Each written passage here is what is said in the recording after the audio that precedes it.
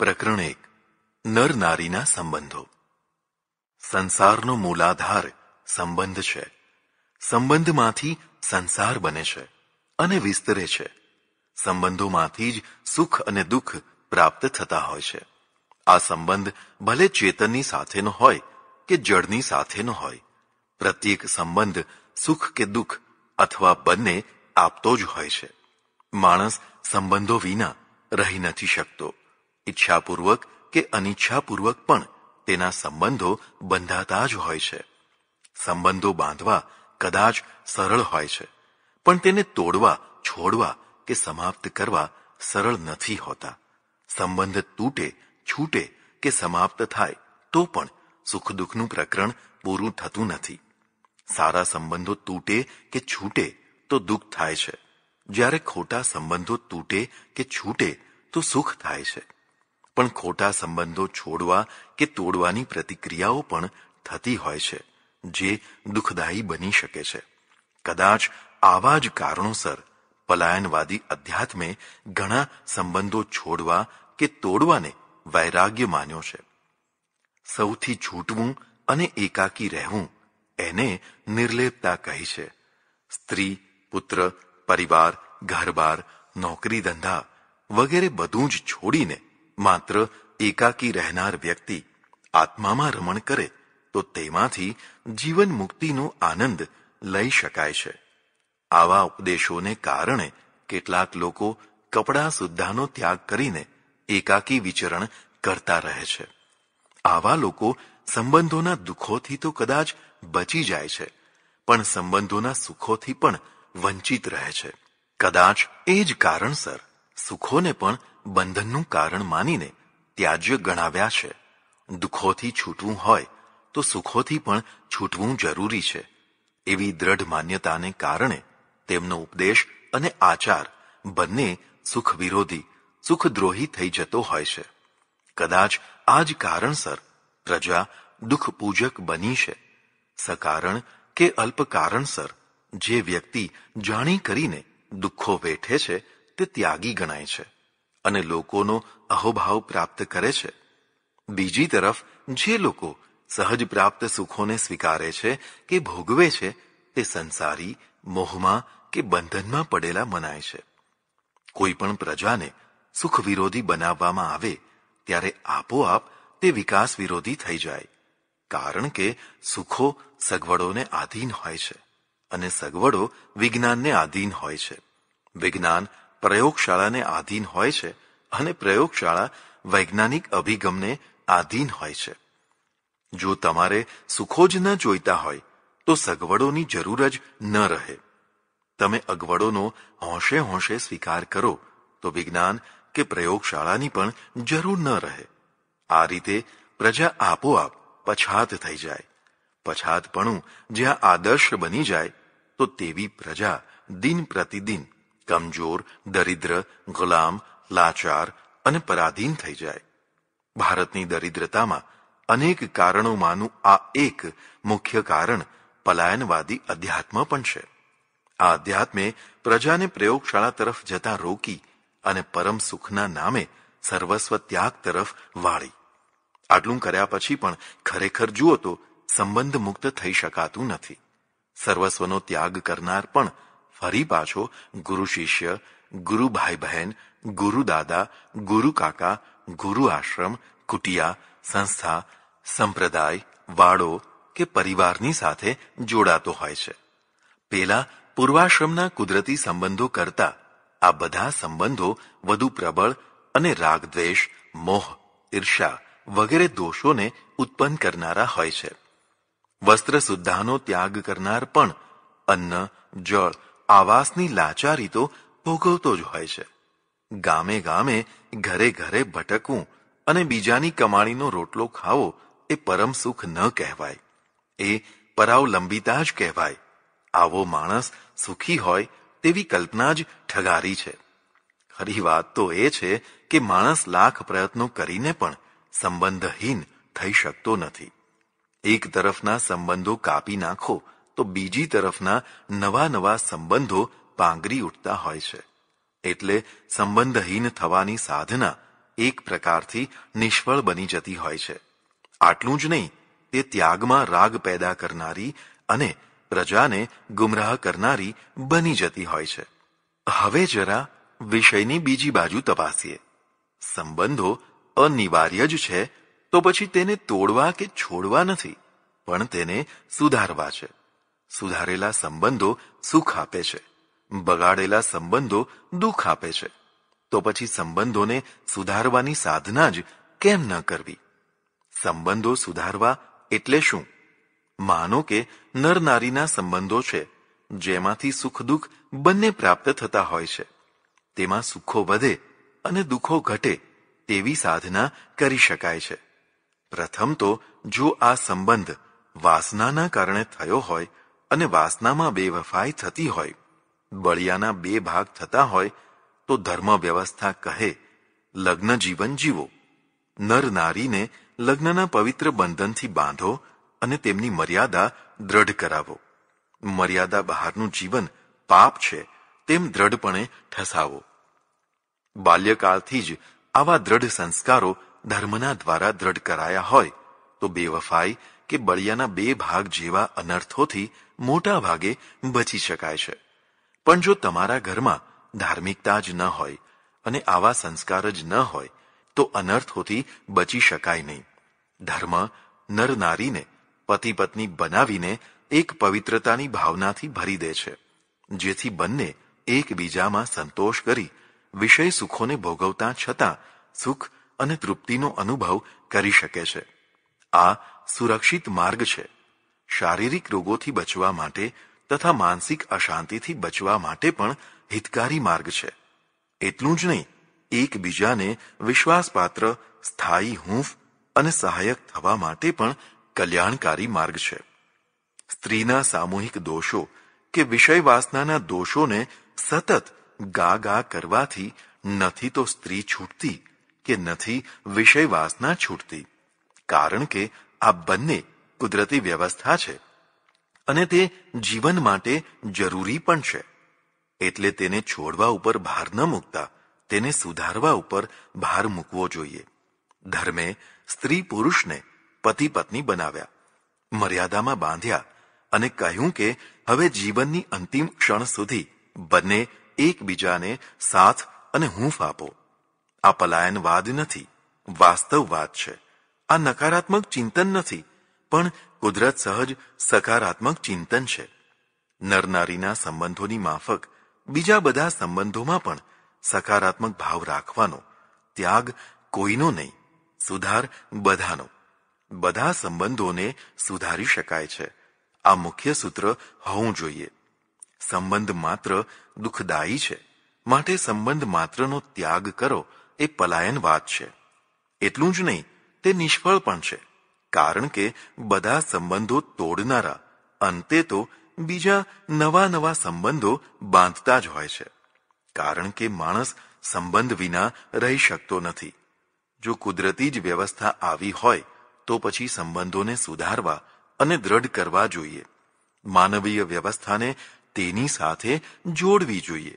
ધર્મ, સમાજ, રાજ્ય વગેરેના દ્વારા થનારી વ્યવસ્થા એ માનવીય વ્યવસ્થા છે.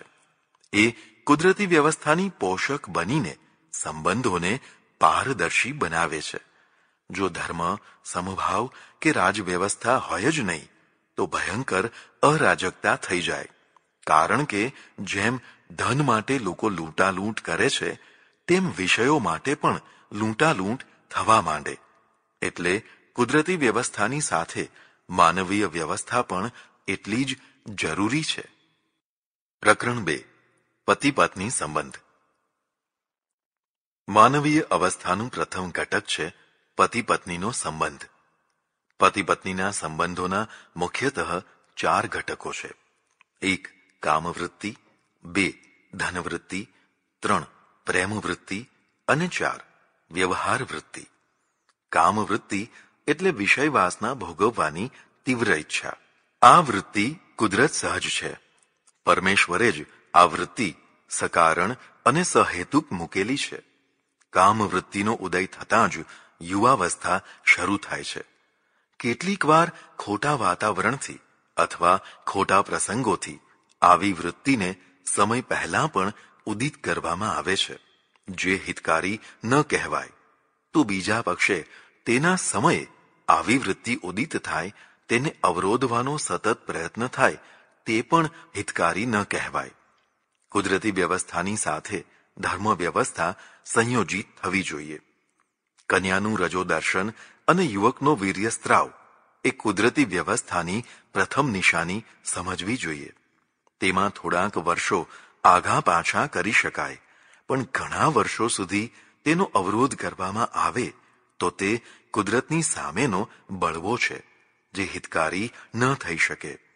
આજકાલ 30, 35 કે 40 વર્ષ સુધી કુંવારા રહેવાની ફેશન થઈ છે, જે આવકારવા લાયક નથી. તેનાથી 5 મુખ્ય હાનિઓ થાય છે. 1. યુવાનીનો સુવર્ણકાળ ગુમાવી દેવો. 2.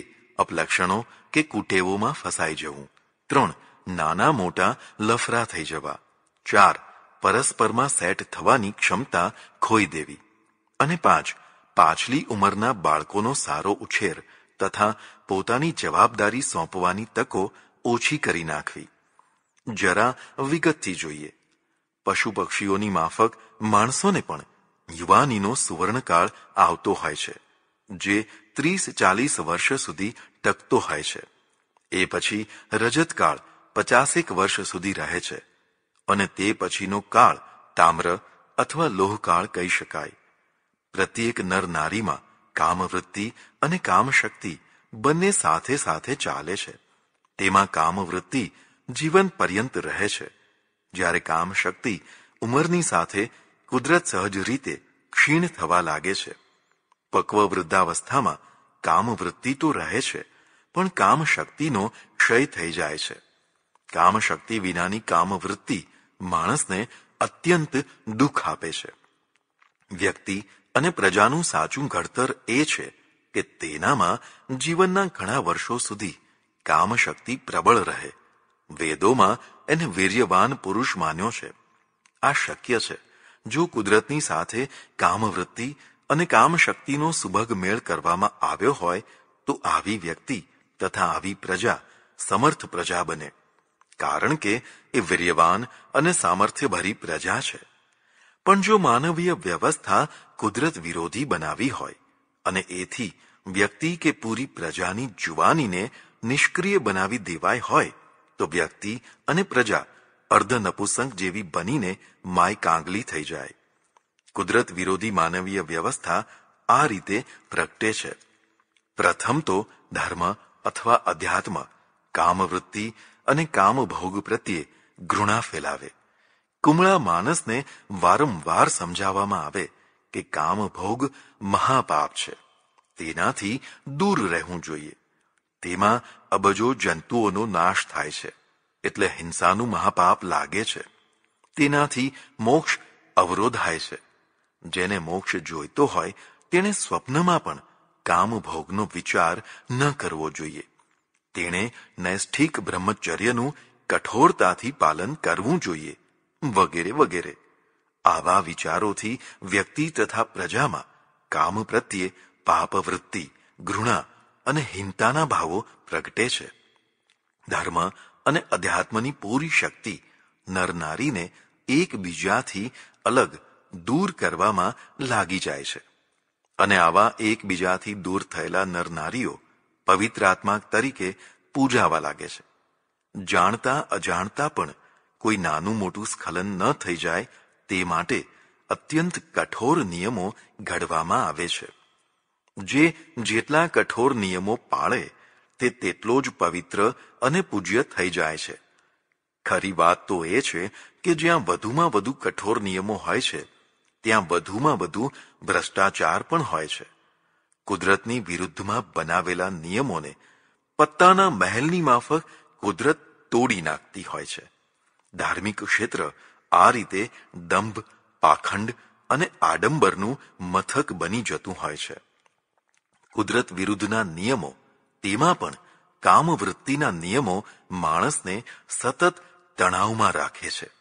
આ તણાવ તેની અંતઃસ્થિતિને વધુ ને વધુ નિર્બળ બનાવે છે. તેનું શરીર અને મન બંને દુર્બળ અને નિસ્તેજ થઈ જાય છે. જરા વિચાર કરો કે માણસ અન્ન જળનું ગ્રહણ કરે એટલે તેમાંથી મળમૂત્ર વગેરે બને અને સમય થતાં જ તેની કુદરતી હાજત થાય એટલે તેનું વિસર્જન કરવું જ પડે. આવી જ રીતે તે જ અન્ન જળ વગેરેના આહારમાંથી વીર્ય પણ બને જ, તે પણ તેના સમયે હાજત લગાડે.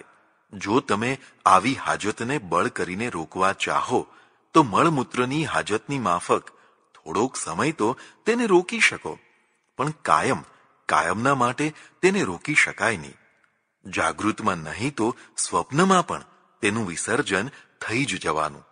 સ્વપ્ન દોષ સુધી જ જો આ પ્રક્રિયા અટકતી હોત તો કદાચ બહુ હાનિ ન થાત, પણ પછી તો ઉત્તેજના બીજા ઘણા રસ્તાઓ શોધી કાઢે છે. આ બધા અકુદરતી માર્ગો બિચારા બોલેલા ગુમરાહ માણસોને બરબાદ કરી નાખે છે. કેટલાક મહાબેવકૂફ લોકોએ આવા ભોળા માણસોને વધુ ગુમરાહ કરવા એવો પ્રચાર કર્યો છે કે ભેગું થયેલું વીર્ય યોગની અમુક પ્રક્રિયાઓના દ્વારા પાછું ઉપર ચઢીને પૂરા શરીરમાં ઓજ થઈને પ્રસરી જાય છે. અર્થાત આવા યોગીને કોઈ પણ રીતે વીર્યપાત થતો જ નથી. આ સાવ ખોટી અને ભટકાવી મારવાની ધારણા છે. શરીર રચનાને તપાસવાથી સ્પષ્ટ થશે કે વીર્યાશયમાં ભેગું થયેલું વીર્ય ફરી પાછું ઉપર ચઢે અને પૂરા શરીરમાં પ્રસરી જાય તેવી કોઈ રચના જ નથી. ભ્રાંતિ ફેલાવીને યુવાનોને ગુમરાહ કરવામાં આવી રહ્યા છે. આ રીતે રાષ્ટ્રની યુવાનીને બરબાદ કરવામાં આવી રહી છે. મળમૂત્રની માફક ભરાયેલ વીર્યનું પણ વિસર્જન થવાનું જ છે. જો તમે બહુ રોકી રાખો તો કપડામાં જ જાડો પેશાબ થઈ જાય તેમ વીર્યનું પણ થઈ જાય. સતત આવો બળપૂર્વક હઠથી અવરોધ કરનાર અંતે નમાલો અને અર્ધ નપુંસક થઈ જતો હોય છે. એક બીજી ધારણા એવી છે કે વીર્ય જ ઉત્પન્ન ન થાય અથવા અત્યંત અલ્પ માત્રામાં થાય તે માટે ઉપવાસ કરવા, થોડો જ આહાર લેવો અને તે પણ રસકસ વિનાનો લેવો. આવું કરવાથી વીર્યની માત્રા ઓછી થઈ જશે. આમ કરવાથી પણ પ્રશ્ન ઉકેલાતો નથી. યુવાનોને ઉપવાસમાં લગાવી દેવાથી તે આપોઆપ દુબળા, પાતળા, કમજોર થઈ જવાના. આ તો યુવાનીને બરબાદ કરવાની વાત થઈ. યૌવન તો થનગનતું હોવું જોઈએ. હૃષ્ટપુષ્ટ યુવાનો રાષ્ટ્રનું ગૌરવ બની શકે. તેની જગ્યાએ ઉપવાસના કારણે કમજોર થયેલા યુવાનો કશી ધાડ ન મારી શકે. અને હા, મૂળ પ્રશ્ન તો જેવો ને તેવો ઊભો જ છે. લાંબા ઉપવાસોથી કામ શક્તિનો હાસ થઈ શકે, પણ કામ વૃત્તિ તો જેવી ને તેવી જ બની રહે. એટલે ગીતાને લખવું પડ્યું, વિષયા વિનિવર્તન્તે નિરાહારસ્ય દેહિનઃ રસવર્જ્યમ રસોપ્યસ્ય પરમ દૃષ્ટવા નિવર્તતે. અર્થાત નિરાહારીના વિષયો તો નિવૃત્ત થઈ જાય, પણ તેનો રસ એટલે કે કામવૃત્તિ તો રહી જ જાય છે. તેની સ્થિતિ ફૂટબોલ કે વોલીબોલના દડા જેવી થઈ જાય છે. તેમાંથી હવા કાઢી લો તો લોચા જેવો થઈ જાય, પણ ફરી પાછી હવા ભરો તો હતો તેવો ને તેવો ઉછળકૂદ કરતો થઈ જાય. ઉપવાસીને પણ પાછો આહાર મળે તો હતી તેવી ને તેવી સ્થિતિ થઈ જાય. કોઈ વાર ઉપવાસ હિતાવહ છે, તેનાથી આંતરડા વગેરેને લાભ થાય, પણ લાંબા ઉપવાસો કરવાથી કામવૃત્તિનો નાશ થશે તેવી ધારણા જરાય તથ્યપૂર્ણ નથી. વળી કેટલાક લોકો એવું માને છે કે તામસિક આહાર છોડી દેવાથી કામવૃત્તિનું શમન થઈ જાય છે. આ વાત સાચી નથી. ચકલા, કબૂતર અને ઘાસાહારી પ્રાણીઓ તથાકથિત તામસી આહાર ન કરતા હોવા છતાં સમય ઉપર પૂરેપૂરા કામવૃત્તિવાળા થઈ જ જાય છે. જ્યારે બીજી તરફ માંસાહારી પ્રાણીઓ નિશ્ચિત સમય સિવાય કામવૃત્તિથી સદંતર મુક્ત રહે છે. પ્રત્યક્ષ વ્યવહારમાં પણ ચુસ્ત શાકાહારીઓ આર્થિક ક્ષેત્રમાં ઘણા અનર્થો કરતા દેખાય છે. ખાસ કરીને બેંકોને ખાઈ જવાની ઘટનાઓમાં મોટાભાગના ચુસ્ત શાકાહારીઓ જ સંડોવાયેલા દેખાયા છે. કામવૃત્તિ એક કુદરતી વ્યવસ્થા છે અને તે એટલી પ્રબળ છે કે ઉપવાસ કરનાર, એક સમય જમનાર કે અંધારી ગુફામાં એકાંતમાં રહેનારને પણ છોડતી નથી. તેનો સદા સદાના માટે મૂળમાંથી સંપૂર્ણ નાશ કરવો શક્ય જ નથી. કોઈને તેનો સંપૂર્ણ નાશ કરવાની સાધનામાં લગાવવો એ હારી જવાની નિષ્ફળ સાધનામાં લગાવવાની જ પ્રક્રિયા છે. સાચી સાધના એ છે કે કામવૃત્તિને કામશક્તિનું સામર્થ્ય પૂરું પાડીને તેનું સંયમપૂર્વકનું આયોજન કરવામાં આવે. આ કુદરત સહજ માર્ગ છે. તેમાં હારવાનું કે થાકવાનું નથી. પણ હા, સંયમના આયોજન પૂર્વકનો માર્ગ ઉચિત છે. કામવૃત્તિ અને કામશક્તિનું યથાયોગ્ય સંયોજન ઉત્તમ પ્રજાનું નિર્માણ કરી શકે છે. કામશક્તિ વિનાની કામવૃત્તિ મહાદુઃખદાયી થઈ શકે છે. એટલે કામશક્તિને પોષણ આપનારા આહારો ઉત્તમ પ્રજાના નિર્માણ માટે જરૂરી છે. પ્રકરણ 3. પ્રેમનું પોષક ઘટક કામવૃત્તિ. પતિ પત્નીના સંબંધોમાં કામવાસના મહત્વનો ભાગ ભજવે છે તે આપણે જોયું. જો કામવાસના હોય જ નહીં તો કદાચ પતિ પત્નીના સંબંધ પણ ન હોય, અથવા એમ કહો કે નર નારીનું એકબીજા પ્રત્યેનું આકર્ષણ પણ ન હોય. એકબીજામાં જે સુખ દેખાય છે તેમાં કામવાસના સૌથી મોટું અને પ્રબળ ઘટક છે. તેનો સંપૂર્ણ નાશ શક્ય જ નથી. હા, તેનો સંયમ શક્ય છે, જે કુદરત સહજ પણ છે. કામશક્તિથી ભરપૂર પતિ અને પત્ની એકબીજાને વધુ સુખી કરી શકે છે. બેમાંથી એકમાં પણ જો આ શક્તિ ઓછી હોય તો અતૃપ્તિનો શિકાર થઈ શકાય છે. સદા અને સતત અતૃપ્તિ વેઠનાર અમાન્ય માર્ગે ચઢી શકે છે. એમાં અનર્થોના ઘણા કાંટાઓ વેરાયેલા છે. આ દુઃખનો માર્ગ છે. તેનાથી બચવું હોય તો પતિ પત્ની બંને સામર્થ્યવાન થવાનું.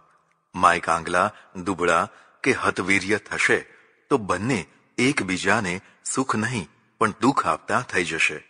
એટલું જ નહીં, બીજા માર્ગે પણ ચઢી જશે. એટલે યોગ્ય સામર્થ્યવાળો આહાર વગેરે જરૂરી છે. કામશક્તિ ભરપૂર હોવા છતાં પણ કામવૃત્તિને વિકૃત કરવામાં આવે તો તે દુઃખદાયી થઈ શકે છે. વિકૃતિ એટલે કુદરત સહજ સીમાનું અતિક્રમણ. કુદરતે પ્રત્યેક વૃત્તિની સામે એક મર્યાદાની લીટી દોરેલી છે. માનો કે ક્ષુધાવૃત્તિ કુદરત સહજ છે, એટલે માણસને ખાવાનું મન થાય છે. પણ માણસમાં ક્ષુધા શક્તિ જ ન હોય તો તેણે ખાધેલું પચી ન શકે, અજીર્ણ થાય. પણ માણસમાં પૂરેપૂરી ક્ષુધા શક્તિ પણ છે અને ક્ષુધાવૃત્તિ પણ છે, તો બંને એકબીજાના પૂરક બનીને સુખ ઉત્પન્ન કરશે. વ્યક્તિ અને પ્રજા સુખી થશે. પણ હવે ક્ષુધા શક્તિ હોવા છતાં પણ ક્ષુધા વિકૃતિ થવા લાગી, એટલે કે પચે નહીં તેટલું ખાવાની વૃત્તિ, અપથ્ય વસ્તુઓને ખાવાની વૃત્તિ અથવા સતત ખા ખા કરવાની વૃત્તિ. આ બધી વિકૃતિ છે. આ વિકૃતિથી બચવું જરૂરી છે. જે માણસ ક્ષુધા શક્તિની મર્યાદામાં રહીને આહાર કરે છે તે જ આહારનું સુખ ભોગવી શકે છે. વિકૃતિવાળો રોગ જ મેળવે છે. આહારનું સુખ એટલે કે એક તો સ્વાદ સુખ, બીજું તેમાંથી ઉત્પન્ન થતા રસો વગેરેમાંથી બળ, સૌંદર્ય, મેધા વગેરેની પ્રાપ્તિ થવાનું સુખ. આવી જ રીતે કામવૃત્તિ અને કામશક્તિનો યથાયોગ્ય સુમેળ કરવામાં આવે તો પ્રજાને બળ, બુદ્ધિ અને સૌંદર્ય પણ મળી શકે છે. તેની વિકૃતિથી રોગો અને વિનાશ પણ મળી શકે છે. એકદમ આહારનો ત્યાગ કરનારા દુર્બળ, ક્ષીણ અને હીન થઈ જાય છે, તેમ કામવૃત્તિનો સદંતર ત્યાગ કરવા માટે કામશક્તિનો નાશ કરવા મથનાર પણ દુર્બળ અને ક્ષીણહીન થઈ જાય છે. એટલે તો મોટાભાગના બ્રહ્મચારીઓ વહેલા મરી જાય છે. તેઓ નિસ્તેજ અને ક્ષીણહીન થઈ જાય છે. આ નિરોધ છે, જે એક છેડો છે, જે હાનિકારક છે. આ પણ અકુદરતી માર્ગ છે, એટલે વિકૃતિ જ કહેવાય. અત્યંત નિરોધ અને અત્યંત અતિરેક એમ બંને છેડાથી પ્રજાને બચાવીને મધ્યમ માર્ગ, સંયમ માર્ગ ઉપર ચલાવવી એ સુયોગ્ય છે. આ કામયોગ છે, જે કલ્યાણકારી છે. આ માર્ગે માણસ એકધારી ગતિથી લાંબો સમય ચાલી શકે છે.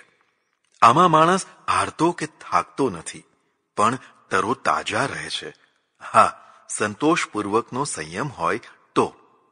શરીરની ઉંમર સાથે બધી જ ઇન્દ્રિયોની શક્તિમાં ક્ષીણતા આવવાની જ છે, કારણ કે આ કુદરતી વ્યવસ્થા છે. આંખ ઓછું જોતી થઈ જાય, કાન ઓછું સાંભળતા થઈ જાય, દાંત પડી જાય. આવી બધી અનેક પ્રકારની ક્ષીણતા ઉંમરની સાથે સૌને ઓછી વધતી આવતી જ હોય છે. આવી જ રીતે કામશક્તિની ક્ષીણતા પણ સમય સાથે ઉંમર પ્રમાણે સૌને આવતી જ હોય છે. આ પણ કુદરતી વ્યવસ્થા છે. તો પણ કામશક્તિ વિનાની કામવૃત્તિ તો અકબંધ રહી જતી હોય છે. જેમ જોવાની, સાંભળવાની કે ખાવાની ઈચ્છાઓ રહેતી જ હોય છે, તેમ તો પણ કેટલાક લોકો લાંબી ઉંમર સુધી પૂરેપૂરું જોઈ શકતા હોય છે, પૂરેપૂરું સાંભળી શકતા હોય છે, દાંત વગેરે પણ બરાબર કામ કરતા હોય છે.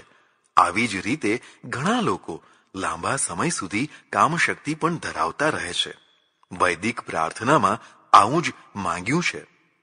શતમ જીવેમ શરદઃ, શતમ શૃણુયામ શરદઃ, શતમ પ્રબ્રવામ શરદઃ, શતમ દીનાહ સ્યામ શરદઃ.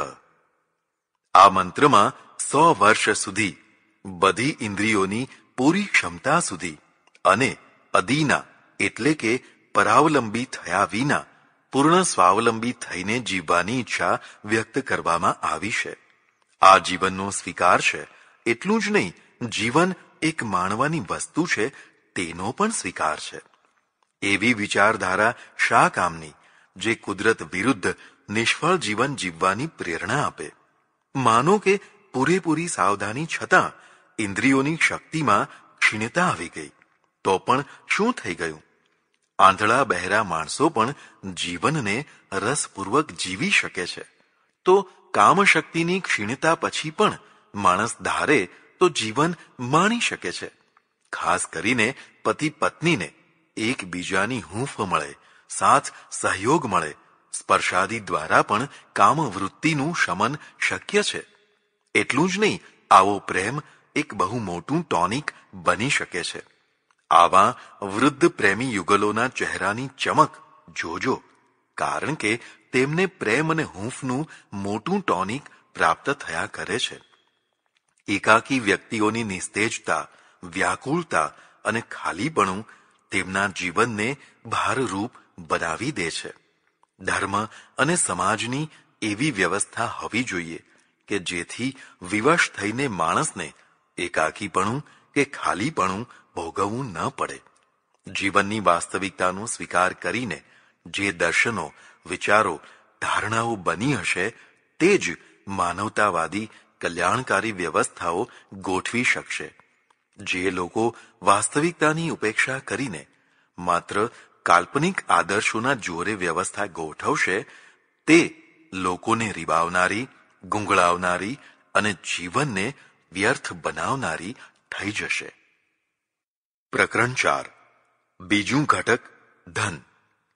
પતિ પત્નીનો પ્રેમ માત્ર વાસનાલક્ષી જ હોય તો તેમાં સ્થાયિત્વ, એકત્વ કે પૂર્ણત્વ મેળવવું શક્ય નહીં બને. કામવૃત્તિ પ્રેમનું સૌથી વધુ મહત્વપૂર્ણ પોષક ઘટક છે. એટલે તો તેની પ્રાપ્તિ માટે નર નારી સર્વસ્વનો ત્યાગ કરવા તૈયાર થઈ જાય છે. તેમ છતાં એકમાત્ર વાસનાથી જ જે પ્રેમ સંબંધ બંધાય છે, તેમાં પૂર્વે કહ્યા તે બધા દોષો આવી જતા હોય છે. પ્રથમ તો વાસના આવેગજન્ય છે, અને આવેગો આંધીની માફક આવીને ચાલ્યા જતા હોય છે. આવેગો સ્વયં પોતે કાલિક હોય છે. થોડા કાળ માટે એક વંટોળિયો આવે અને જો તેને સફળતાથી શમાવી શકાય તો શાંત થઈ જાય. પછી ફરી પાછો જ્યાં સુધી બીજી વાર વંટોળિયો ન આવે ત્યાં સુધી કાંઈ નહીં, શાંતિ. વંટોળિયાની તીવ્રતા પ્રમાણે પ્રેમની તીવ્રતામાં વધઘટ થાય. તેમાં પણ જે પાત્રને વંટોળીઓ શમાવવાની વધુ તીવ્રતા હોય તે વધુ પ્રેમ બતાવવા લાગે. જેને તીવ્રતા હોય જ નહીં અથવા ઓછી હોય એ ઓછો પ્રેમ બતાવે અથવા ન પણ બતાવે. એ હોય તે પણ આમાં પ્રેમનું પ્રેરક બળ તીવ્રતાનું માપ છે જે સ્થિર નથી, એટલે પ્રેમ પણ સ્થિર ન થઈ શકે. અમુક સમયગાળામાં કામાતુર કૂતરો ભૂખ્યો ને તરસ્યો આખો દિવસ કૂતરીની પાછળ પાછળ ભટક્યા કરે અને તેના બચકા સહન કરે. પણ એ જ કૂતરો ગરજ પૂરી થયા પછી તું કોણ અને હું કોણ કહીને ચાલતો થઈ જાય. પાછું વાળીને જુએ પણ નહીં, કારણ કે આ માત્ર વાસનાલક્ષી પ્રેમ હતો, જે વાસનાની માફક ક્ષણિક જ સાબિત થયો. એટલે પતિ પત્નીના પ્રેમ સંબંધમાં એક વધુ સ્થાયી તત્વ હોવું જરૂરી છે. આ વધુ સ્થાયી તત્વ તે ધન છે. જેમ ક્ષણિક વાસના કે સુખ માટે પ્રેમ થાય, તેમ અપેક્ષાકૃત વધુ સ્થાયી સુખ આપનાર ધન માટે પણ પ્રેમ થઈ શકે. વિશ્વમાં કેટલીક પરંપરાઓમાં માત્ર પુરુષો જ ધન કમાતા હોય છે. સ્ત્રીઓ ઘરકામ તથા બાળકોનો ઉછેર વગેરે કરતી રહે છે. તેઓ પોતે સીધી રીતે ધન કમાતી નથી, તેથી તેની આવશ્યકતાઓ પુરુષ આધારિત રહે છે. આ કારણે તેને પુરુષ પ્રત્યે પ્રેમ રાખવો જરૂરી થઈ જાય છે. તેના વસ્ત્રો, દાગીના, ઘરવખરી વગેરે બધું જ પુરુષ પાસેથી મળે છે, એટલે તેને પુરુષ પ્રત્યે પ્રેમ રાખવો જરૂરી થઈ જાય છે. તેના પ્રેમના કારણે પુરુષ એની ઈચ્છા પ્રમાણે વસ્તુઓ લાવી લાવીને ઢગલો કર્યા કરે છે. સ્ત્રીની અથવા કહો કે પત્નીની આ સૌથી મોટી સફળતા છે કે પુરુષ પોતાનું કમાયેલું ધન પૂરા વિશ્વાસ અને પ્રેમથી તેને સોંપી દે. એક રીતે એમ કહી શકાય કે પુરુષ કમાય છે અને સ્ત્રી તેનો નાણામંત્રી બનીને સર્વ ધનને સાચવે છે કે વાપરે છે. પત્ની જો પ્રેમ ઉત્પન્ન ન કરી શકે તો પુરુષ તેને ખાસ કંઈ આપે નહીં, તો ઘરમાં કલહ જ કલહ થયા કરે.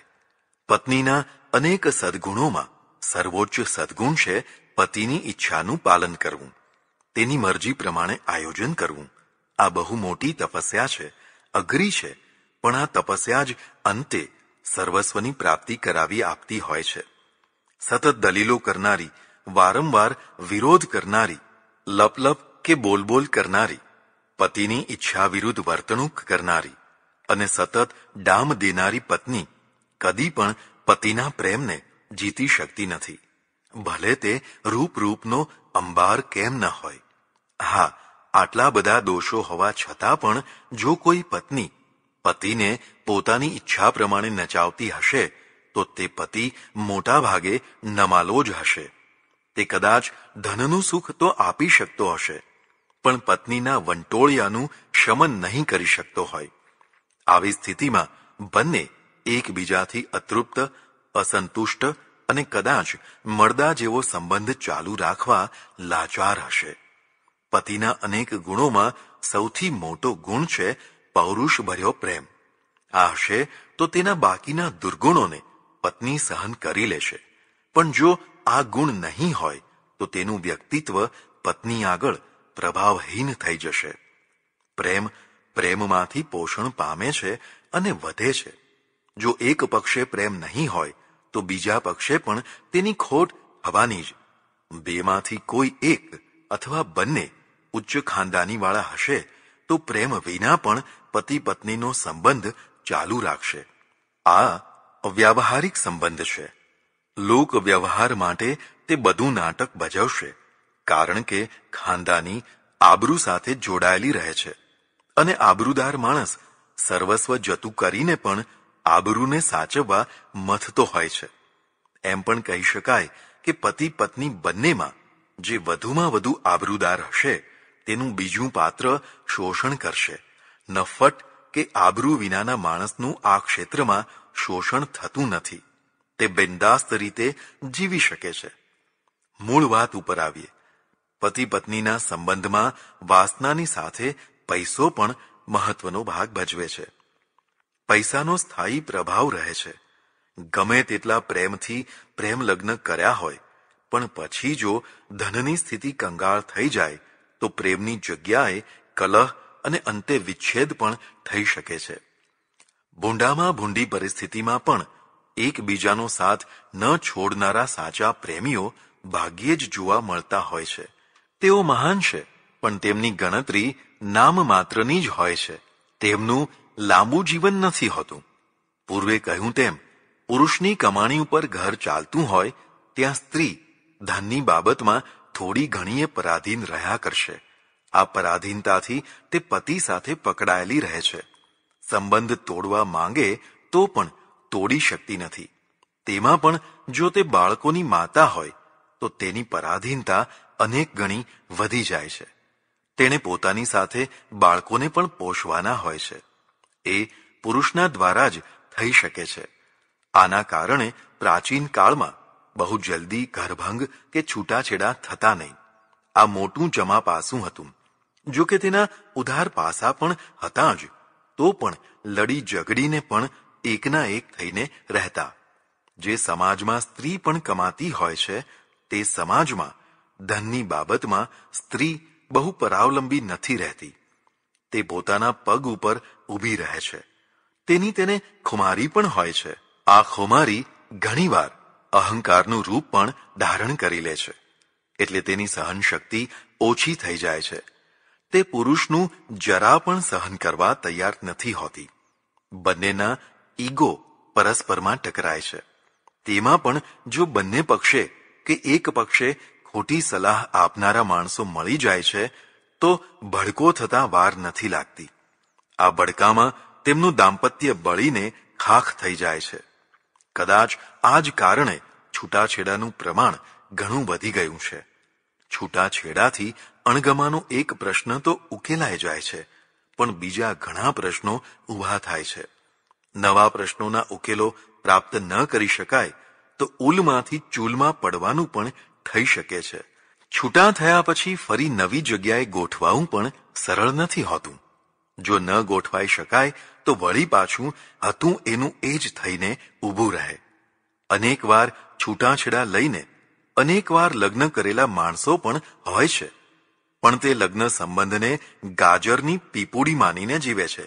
વાગી ત્યાં સુધી વાગી, નહીં તો ખાઈ જવાની. આવા માણસો જીવનની પાછલી અવસ્થામાં હૂંફ વિનાના એકાકી નિરાધાર જેવા થઈ જતા હોય છે.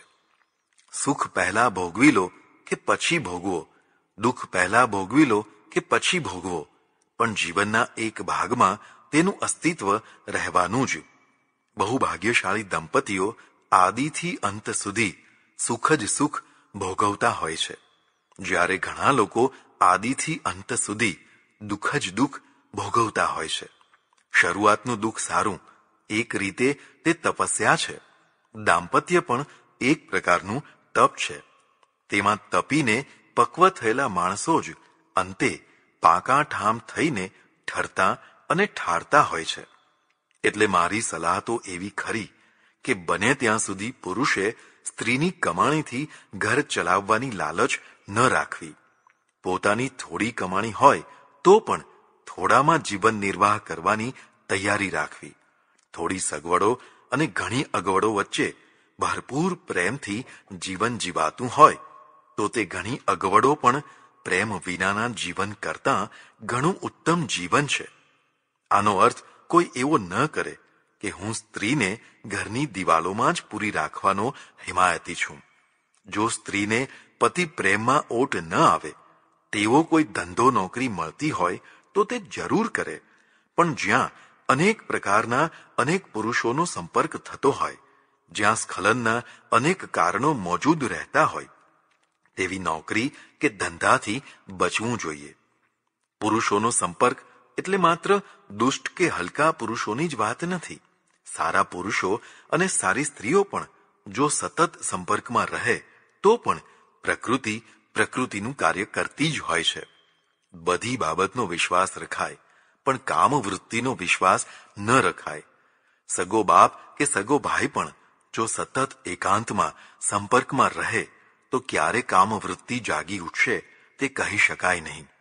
જે સ્ત્રીઓ મોટી મોટી કંપનીઓની પ્રાઇવેટ સેક્રેટરી તરીકે નોકરી કરતી હોય છે અને જેમને સતત બંધ બારણાવાળી ઓફિસમાં સાહેબ સાથે બેસીને કામ કરવું પડતું હોય છે, તેમના સ્ખલનની સંભાવના ઘણી રહેતી હોય છે. આવી નોકરીઓથી પોતાની પત્ની, બહેનો કે દીકરીઓને બચાવવી જોઈએ. એટલું જ નહીં, આવી સ્થિતિથી પુરુષોએ પણ બચવું જોઈએ. ઘણીવાર પુરુષો સારા હોય છે, પણ અમુક પ્રકારની સ્ત્રીઓ તેમને સારા રહેવા દેતી નથી. પ્રેમ થઈ જવો એ અલગ વસ્તુ છે, પણ પ્રેમના બહાને કોઈ મોટા પુરુષને પોતાને આધીન કરી લેવો, તેનું ઘરભંગ કરવું અને પછી તેને રમકડું બનાવવો એ પ્રેમ નથી. પ્રેમનું નાટક છે, રમત છે. પુરુષ જ્યારે કોઈ સ્ત્રીને દાઢમાં રાખીને તેની પાછળ પડી જાય છે, ત્યારે જો સ્ત્રીને બચવું હોય તો તે બચી શકે છે, પણ કોઈ સ્ત્રી જ્યારે કોઈ પુરુષને દાઢમાં રાખીને તેની પાછળ પડી જાય છે, ત્યારે પુરુષ માટે બચવું શક્ય નથી રહેતું. પુરુષ અડધા રસ્તેથી પાછો વળી શકે છે, તેને પાછો વાળી શકાય છે, પણ સ્ત્રી અડધા રસ્તેથી પાછી વળી નથી શકતી, ન તો તેને પાછી વાળી શકાય છે. પછી ભલે તે કૂવામાં જ પડતી હોય. આ બાબતમાં પુરુષ સુધારાક્ષમ છે, જ્યારે સ્ત્રી સુધારાક્ષમ નથી. હજારો પુરુષો સતી સ્ત્રીઓથી સુધર્યા છે, પણ કોઈ સ્ત્રીને કોઈ પુરુષ સુધારી શક્યો નથી. હા, તેને મારી નાખે, કાઢી મૂકે, મારઝૂડ કરે, પણ સુધારી ન શકે. એટલે પુરુષોએ પણ આવી અનિષ્ટ નોકરીઓ કે ધંધાના સંપર્કોથી બચવું જોઈએ.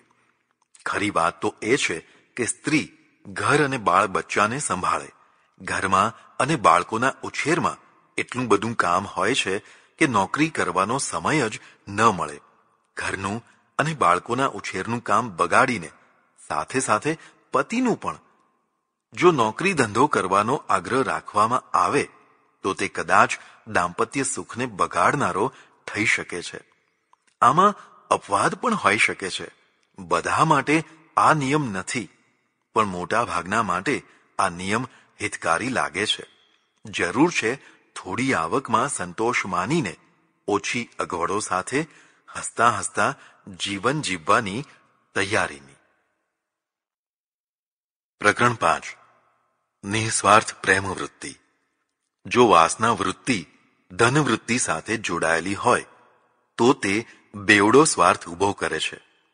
મને વાસના પણ મળે અને પૈસો પણ મળે, આવું ગણિત સ્થિર સંબંધ રચી શકતું નથી. જો આ બંને વસ્તુઓની પ્રાપ્તિમાં વધઘટ થાય અથવા બેમાંથી એકાદ વસ્તુ સમાપ્ત થઈ જાય તો સંબંધ પણ સમાપ્ત થઈ જાય છે અથવા ક્ષીણ થઈ જાય છે. સતત બિનજરૂરી રીતે પૈસાની માગણી કરનારી પત્ની પતિનો પ્રેમ અને વિશ્વાસ જીતી શકતી નથી. આવી જ રીતે પત્ની પાસે પણ સતત પૈસાની અપેક્ષા રાખનાર પુરુષ પણ પત્ની માટે ત્રાસરૂપ બની જાય છે. ધનલોભી પુરુષ પત્નીને વારંવાર તેના બાપ પાસેથી પૈસા લઈ આવવાની વૃત્તિ રાખે તો પત્ની માટે તે અણગમતો પતિ થઈ જાય. પત્ની વારંવાર તેના પિયર જાય અને રડી કકળીને મા બાપ કે ભાઈઓ પાસેથી પૈસા લઈ આવે અને ધનલાલચુ પતિને સંતોષવા પ્રયત્ન કરે એ લગ્ન જીવનનું હીન કલંક જ કહેવાય. આવા કલંક ઊંચી ગણાતી અને દહેજના કુરિવાજથી પીડાતી જ્ઞાતિઓમાં વધારે હોય છે. પુરુષની મર્દાનગી એમાં છે કે પત્ની પાસે આપતકાળ સિવાય ધનની અપેક્ષા ન રાખે. સ્ત્રી ધનથી આજીવિકા જીવનારને અધમાધમ માન્યો છે. સ્ત્રી ધનને શિવ નિર્માલ્ય માન્યું છે. સમર્થ પુરુષે તેની જરા પણ લાલચ રાખવી ન જોઈએ. બની શકે તો સ્ત્રીને આપતા રહેવાનું છે. તેની પાસેથી કશું લેવાનું નથી. લેવાનો તો એકમાત્ર પ્રેમ જ હોય છે. ધનની માફક વાસનાનું પણ છે. વાસના જો ધન સાથે જોડાય, અર્થાત ધન આપો તો વાસના મળે, ન આપો તો ન મળે. આવો સંબંધ વેશ્યાવૃત્તિ જેવો જ છે. અથવા કહો કે બેમાંથી કોઈ પણ એક ધન મેળવવા વાસના આપે છે અથવા વાસના મેળવવા ધન આપે છે. પ્રત્યક્ષ કે પરોક્ષ રીતે જ્યાં આવું ગણિત કામ કરતું હોય છે ત્યાં પતિ પત્નીનો સંબંધ પવિત્ર નથી રહેતો. પવિત્રતા નિસ્વાર્થ વૃત્તિથી આવે છે અને નિસ્વાર્થ વૃત્તિની પરાકાષ્ઠા અથવા પૂર્ણતા એ જ પ્રેમ છે. વાસના અને ધનનું આદાન પ્રદાન તો પતિ પત્નીમાં રહેવાનું જ. તે કોઈ દોષ કે અપરાધ નથી, પણ તે બંનેમાં બંને મેળવવાનું ગણિત આવી જાય તો તે દોષ છે, અપવિત્રતા છે. તેનાથી મુક્ત પતિ પત્નીનો સંબંધ હોય તો તે પ્રેમ સંબંધ છે. પ્રેમ સંબંધમાં કોઈ એક પાત્રમાં કામ સામર્થ્ય કે ધન સામર્થ્ય ઘટી જાય અથવા ઓછું થઈ જાય તો પણ સંબંધમાં ઘટી જવાપણું કે સમાપ્ત થઈ જવાપણું નહીં આવે. જીવનમાં આવા પ્રસંગો આવવાની શક્યતા છે જ. કોઈ રોગ કે કોઈ અકસ્માત વગેરેના કારણે પુરુષ કે સ્ત્રીમાં સ્થાયી રીતે કામશક્તિનો ક્ષય થઈ જાય તો પણ જો સાચો પ્રેમ હશે તો તેમના પ્રેમ સંબંધમાં ઉણપ આવશે નહીં. મેં આવા કેટલાય દંપતી જોયા છે અને મારું માથું તેમને નમી ગયું છે. બાજુના જ ગામમાંથી આવું એક દંપતી કોઈ વાર મારા આશ્રમમાં આવે છે. બંને અમેરિકા રહે છે. પૈસે ટકે સારા સુખી છે. બંને જુવાન છે, પણ છેલ્લા 13 વર્ષથી પુરુષ ભયંકર બીમાર થઈ ગયો છે. તે નથી ચાલી શકતો, નથી બોલી શકતો, નથી ખાઈ શકતો કે નથી પોતાની મેળે પાણી પણ પી શકતો. તેની યુવાન અને દેખાવડી પત્ની છેલ્લા 13 વર્ષથી એક ધારી તેની સેવા કરે છે. તેને જ્યાં ઈચ્છા થાય ત્યાં ગાડીમાં ફેરવે છે. તેની સ્પેશિયલ ફોલ્ડિંગ ખુરશીમાં ઊંચકીને ગોઠવે છે. તેના ઈશારાને સમજીને તેની ઈચ્છા પ્રમાણે વસ્તુઓની આપ-લે કરે છે. તેને ખવડાવે છે, પીવડાવે છે, મોઢું લૂછે છે, કુદરતી હાજતે લઈ જાય છે. તે પછીની બધી ક્રિયા કરે છે. તેના ભારે શરીરને આમથી તેમ ફેરવે છે. આ બધું માત્ર ક્રિયાથી જ નહીં પણ પ્રેમથી કરે છે. જરાય અણગમો લાવ્યા વિના પ્રેમ નીતરતા ચહેરે. તેની એક એક ક્રિયા થતી જુઓ તો એ બહેનને વંદન કરવાનું મન થઈ જાય. તે ચાહે તો નર્સ રાખી શકે તેમ છે, કારણ કે પૈસાની અગવડ નથી. પણ તે પોતે જ એક પણ અક્ષર બોલ્યા વિના અત્યંત પ્રેમ ભાવથી માતા જેમ બાળકની ક્રિયા કરે તેમ બધી ક્રિયા કરે છે. તેની પ્રત્યેક ઈચ્છા પૂરી કરવામાં ધન્યતા અનુભવે છે. આ નિસ્વાર્થ પ્રેમ છે. અમેરિકા જેવા દેશમાં રહીને પોતે નોકરી ધંધો કરીને પણ પોતાના પતિના માટે સર્વસ્વ કરી છૂટનાર આવી નારી વંદનીય છે, દર્શનીય છે. જો કોઈ બીજી સ્ત્રી હોત અને વાસના પ્રધાન સંબંધ હોત તો ક્યારનીય છોડીને ચાલી ગઈ હોત, કારણ કે અહીં હવે વાસનાની ક્ષમતા જ નથી રહી. જ્યાં આવી ક્ષમતા દેખાત ત્યાં તે ચાલી ગઈ હોત. પણ તેને સ્વપ્નમાં પણ આવા વિચારો નથી આવતા. આ જ તપસ્યા છે. ખરેખર આ બહેન તપસ્વીની બહેન જ છે. ભલે તે રાખ ન ચોળતી હોય કે ધૂણી ન દખાવતી હોય કે પછી લાંબા ઉપવાસો ન કરતી હોય, તો પણ તે સાચી તપસ્વીની છે. તેના દર્શન કરીને ધન્ય ધન્ય થઈ જવાય. આવું જ એક બીજું દંપતી છે. પતિ માધ્યમિક શાળાના આચાર્ય થઈને નિવૃત્ત થયા. સમાજમાં સારી પ્રતિષ્ઠા એટલે સમાજ સેવાના કાર્યોમાં જોડાઈ ગયા. પણ પત્નીને કેન્સર થયું. કેન્સરની લાંબી અને ત્રાસદાયી બીમારીમાં પતિએ પત્નીની એક ધારી સેવા બજાવી. જરાય મોઢું ન બગાડે, ન માણસો પાસે કામ કરાવે, જાતે જ બધું કરે. કોઈની પાસે કશી ફરિયાદ નહીં. લાંબા સમયે પત્ની દેવ થઈ ગઈ. હાશ છૂટ્યા એવો છુટકારાનો કોઈ ભાવ નહીં. એક જ વાક્ય સૌને કહે, એણે મને જેટલો પ્રેમ આપ્યો હતો અને જેટલી મારી સેવા કરી હતી તેનો મારાથી જરાય બદલો આપી શકાયો નહીં. આ નિસ્વાર્થ પ્રેમનો સંબંધ છે, જે જીવતા તો રહે છે, મૃત્યુ પછી પણ અખંડ રહે છે. કોઈ વિરલ દંપતીમાં જ આવો પ્રેમ જોવા મળે છે. જો માણસ આવી ઉચ્ચ ધારણા રાખે તો કદાચ તે પણ આવી સ્થિતિને પ્રાપ્ત કરી શકે.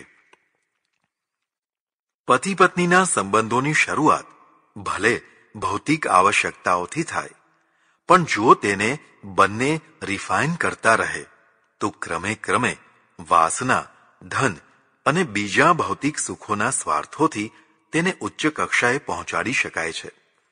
આનું નામ જ દૈવી પ્રેમ છે. જેમાં દિવ્યતા જ દિવ્યતા વરસતી હોય તે દૈવી પ્રેમ. જેને એ પ્રેમ પ્રાપ્ત થયો હોય તેણે ઘર છોડવાની કે સાધુ થવાની જરૂર નથી.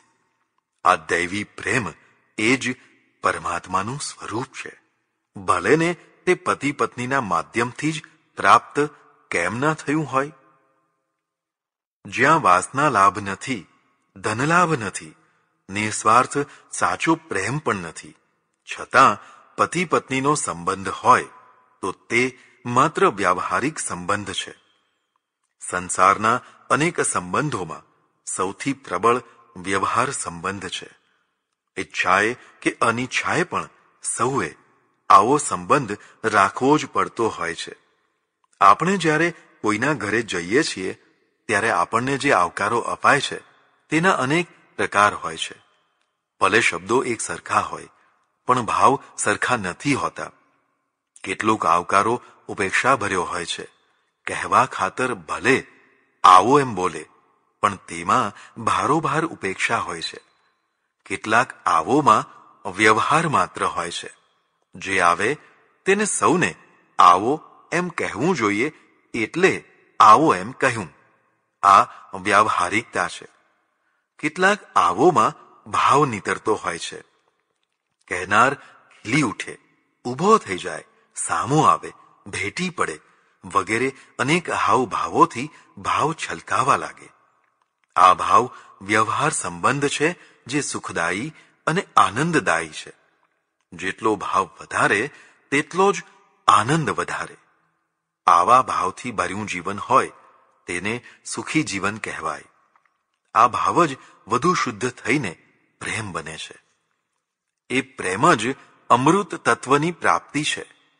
પતિ પત્નીના સંબંધમાં આમાંનું કશું ના હોય એટલે કે ન તો તેમને વાસના સુખ મળતું હોય, ના ધન સુખ મળતું હોય, ન પ્રેમ ભાવ હોય, તેમ છતાં બંને એક જ ઘરમાં સાથે રહેતા હોય અને સમજી વિચારીને વ્યવહાર કરતા હોય તો તે વ્યાવહારિક સંબંધ માત્ર થઈ જાય છે. લોકલાજથી, સમાજના દબાણથી વડીલોનું માન સાચવવા તે પતિ પત્ની હોવાનું નાટક કરે છે.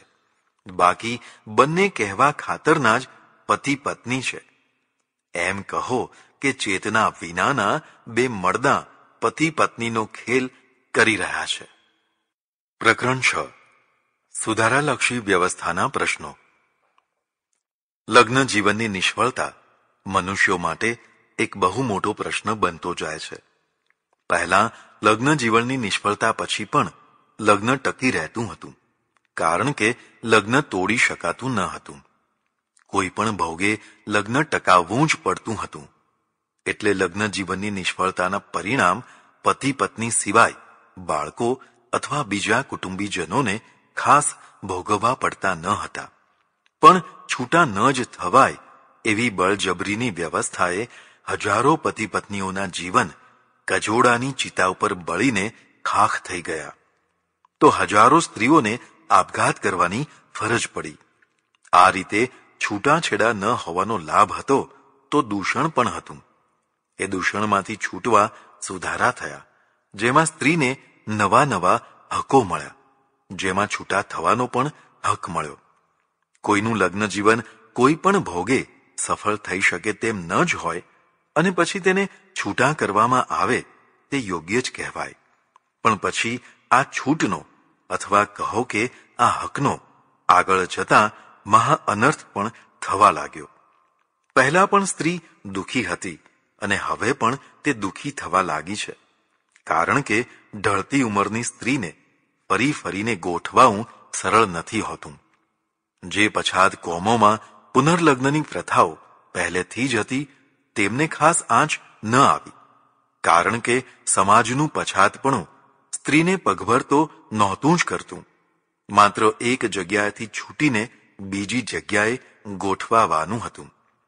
બાકી ધાર્મિક, સામાજિક, આર્થિક અને શૈક્ષણિક સ્થિતિ તો હતી તેની તે જ હતી, એટલે એની એ જ ઘરવાળી થઈને ગોઠવાઈ જતી હતી. પણ જે સમાજોમાં પુનર્લગ્ન હતા જ નહીં, એ સમાજો શિક્ષણમાં ઘણા આગળ હતા. કન્યા શિક્ષણ પણ આ સમાજોમાં જ પ્રથમ શરૂ થયું. આવી ભણેલી ગણેલી અને પછી નોકરી દ્વારા આત્મનિર્ભર થયેલી સ્ત્રીઓને જે છૂટ અને હક મળ્યા, તેમાંથી નૂતન પત્નીનો જન્મ થયો. આ નૂતન પત્ની માત્ર 4 દિવાલોમાં જ પુરાઈ રહેનારી ન હતી. 2 રૂપિયા માટે પતિની ઓશિયાળી પણ ન હતી. આ નૂતન પત્ની ઉપરથી ધર્મ, સમાજ અને રાષ્ટ્રના પ્રતિબંધો હળવા થઈ ગયા હતા, અથવા કહો કે વિદેશોમાં સાવ તૂટી ગયા હતા. હવે આ પત્ની પતિની દાસી થઈને રહેવા તૈયાર ન હતી. તે બરોબરીના દાવાવાળી હતી અને કેટલીક વાર તો સવાઈ પણ હતી. હવે તેનો ઈગો ગમ ખાનારો ન રહ્યો, તે તડને ફળ કરનારી થઈ, એટલે છૂટાછેડાના પ્રસંગો વધવા લાગ્યા.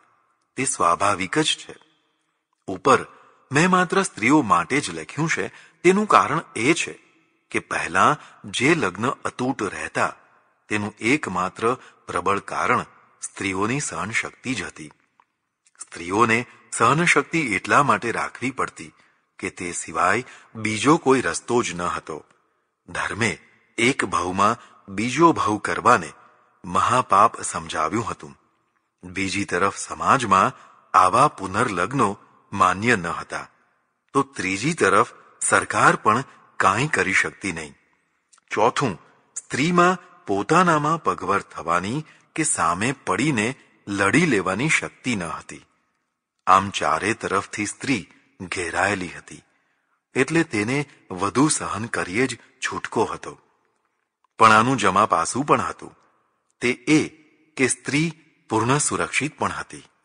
તેને પોતાનો સંઘર્ષ કરીને જીવન ટકાવવાનું ન હતું. ધર્મ, સમાજ અને રાષ્ટ્ર બધા જ તેની રક્ષાના પક્ષમાં હતા. જો કજોડું ન થયું હોય અને સ્ત્રી બરાબર ગોઠવાઈ ગઈ હોય તો તે સુખી જ સુખી હતી. પ્રશ્ન માત્ર કજોડાઓનો હતો અથવા સંયુક્ત કુટુંબનો હતો. જે સુધારાપૂર્વકની નવી સમોવડિયા વ્યવસ્થા આવી, તેનાથી કેટલાક અંશોમાં જૂના પ્રશ્નો તો ઉકેલાયા, પણ નવા પ્રશ્નો પણ ઊભા થયા. ખરેખર તો પ્રશ્નો વિનાની કોઈ વ્યવસ્થા જ નથી હોતી. નવી વ્યવસ્થામાં પહેલા ભણવાનું, પછી સાથે સાથે પ્રેમપાત્ર પણ શોધવાનું, પ્રેમ કરવાનો અને પછી પરણવાનું. આમ તો આ વ્યવસ્થા ખોટી ન કહેવાય, પણ પહેલા પ્રેમ કરીને પછી લગ્ન કરનારામાંથી ઘણા સારી રીતે ગોઠવાઈ શકતા નથી. પ્રથમ પ્રેમ લગ્નમાં પરિણમે તેની ખાતરી નથી હોતી. યુવાવસ્થામાં, ખાસ કરીને કોલેજ કાળમાં ઘણા પાત્રો માત્ર છીછરી કક્ષાએ પ્રેમ કરતા હોય છે. થોડા દિવસ જે મોજ મજા કરી તે ખરી. આવી રીતે ઉપર છેલ્લા હેતુ માટે થયેલો પ્રેમ થોડા જ સમયમાં કાં તો તૂટી જતો હોય છે, કાં તો છૂટી જતો હોય છે. વારંવાર આવા છીછરા પાણીમાં છબછબિયા કરનારા અનેક પ્રકારની વાનગીઓ ચાખ્યા પછી સંપૂર્ણ સમર્પણથી સ્થાયી થઈ શકતા નથી. વાસનાના જૂના સંબંધો નવા સ્વરૂપને સ્થાયી થવા દેતા નથી. કેટલીક વાર તો હલકટ પાત્રો બ્લેકમેલ કરીને બીજાનું જીવન ધૂળધાણી પણ કરી દેતા હોય છે. સૌથી મોટો અવરોધ તો પ્રેમીમાંથી ધણી ધણિયાણી થવાનો હોય છે. ગઈકાલનો પુરુષ પ્રેમી હતો, હવે તે ધણી થઈ જાય છે. તે પેલી પ્રેમિકામાંથી પત્ની બનેલી સ્ત્રીથી સહન થતું નથી. તેને વારંવાર હુકમો સાંભળવા પડે છે. પોતાના ગમા અણગમા ગૌણ થઈને ધણીના ગમા અણગમાને સ્વીકારવા પડે છે, જે તેનાથી સ્વીકારી શકાતા નથી. લાંબા ગાળે તેમાંથી કચવાટ શરૂ થઈને પછી ઉગ્રતાએ પહોંચે છે.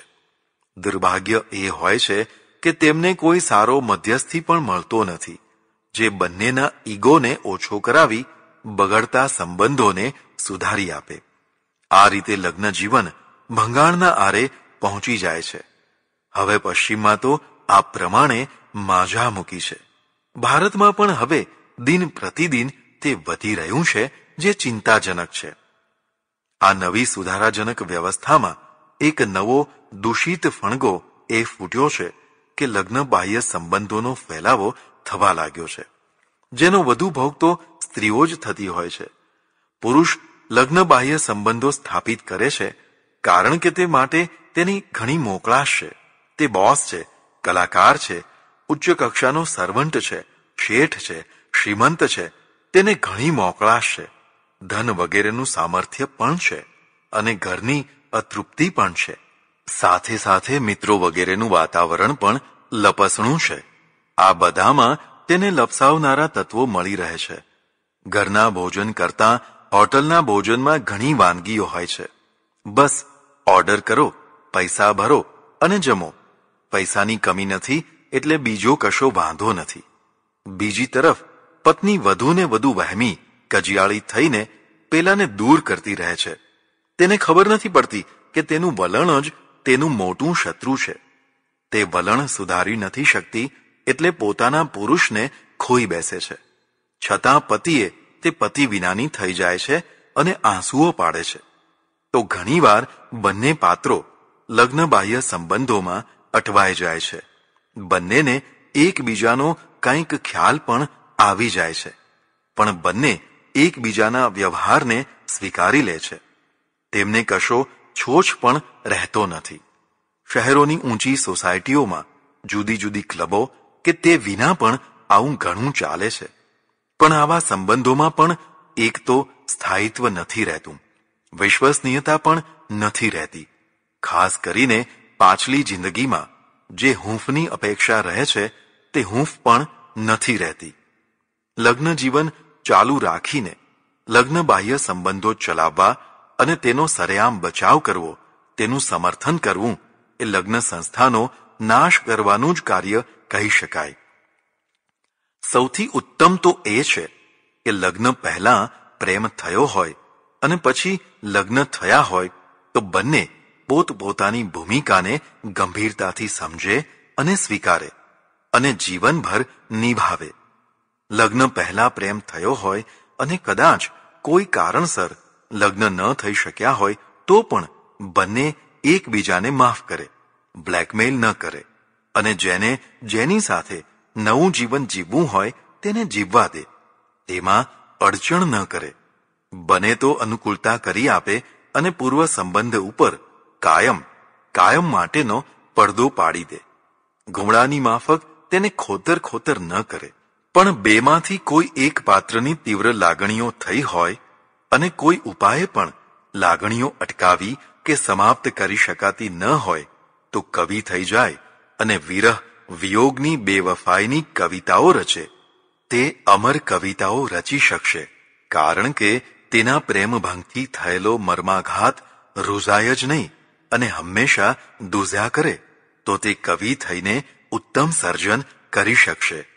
ખરેખર તો સૌથી ઉત્તમ રસ્તો એ છે કે માતા પિતા, વડીલો વગેરે હિતેચ્છુઓના સહકારથી અને પોતાની પસંદગીથી યોગ્ય પાત્ર સાથે લગ્ન કરીને પછી પ્રેમ કરવો, પહેલા નહીં. અને પ્રેમ અને સમજણથી તેને જીવનભર નિભાવવો.